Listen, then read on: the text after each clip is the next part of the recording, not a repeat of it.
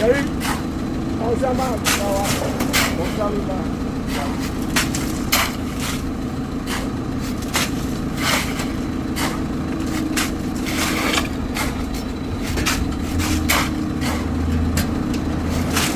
Now we do that. I'm going to be out to that.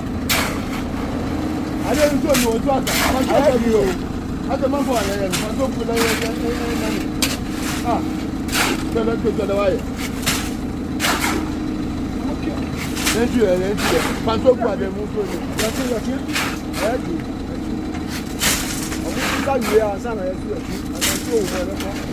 going to